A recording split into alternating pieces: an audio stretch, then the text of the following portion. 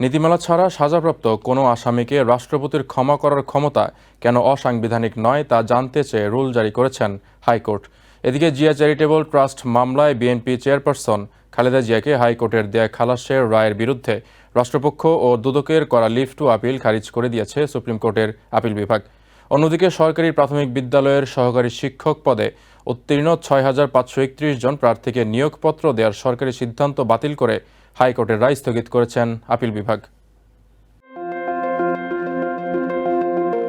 বছরের পর বছর রাষ্ট্রপতি ক্ষমা করার ক্ষমতার চূড়ান্ত অপব্যবহারের অভিযোগ রয়েছে।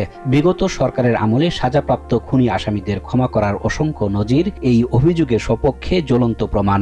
সাধারণ জনগণের ন্যায় বিচার পাওয়া নিয়ে শঙ্কায় গত ২০ জানুয়ারি জনস্বার্থে হাইকোর্টে রিট দায়ের করেন আইনজীবী ইশরাত হাসান। রিট আবেদনকারী আইনজীবী বলেন, রুলে সাজাপ্রাপ্ত আসামিকে রাষ্ট্রপতির ক্ষমা করার ক্ষমতা কেন অসাংবিধানিক হবে না এবং এ সংক্রান্ত নীতিমালা বাতিল করার নির্দেশনা কেন দেয়া হবে না তা জানতে চাওয়া হয়েছে।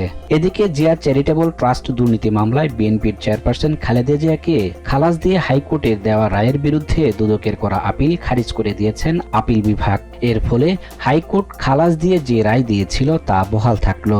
এর আগে ২০১৮ সালের ২৯ অক্টোবর এ মামলায় খালেদা জিয়াকে ৭ বছরের কারাদণ্ড এবং ১০ লাখ টাকা অর্থদণ্ড দেয়া হয়। অন্যদিকে ঢাকা ও চট্টগ্রাম বিভাগের সরকারি প্রাথমিক বিদ্যালয়ের সহকারী শিক্ষক পদে ৬,৫০০ প্রার্থী নিয়োগ বাতিল করে হাইকোর্টের দেওয়া রায় স্থগিত করেছে সুপ্রিম কোর্টের আপিল বিভাগ। এর ফলে ৬,৫৩১ শিক্ষক নিয়োগে কোনো বাধা থাকল না।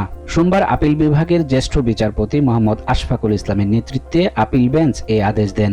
আপিল বিভাগের রায় পক্ষে আসায় আন্দোলনরত শিক্ষকরা স্বস্তির নিঃশ্বাস ফেলছেন।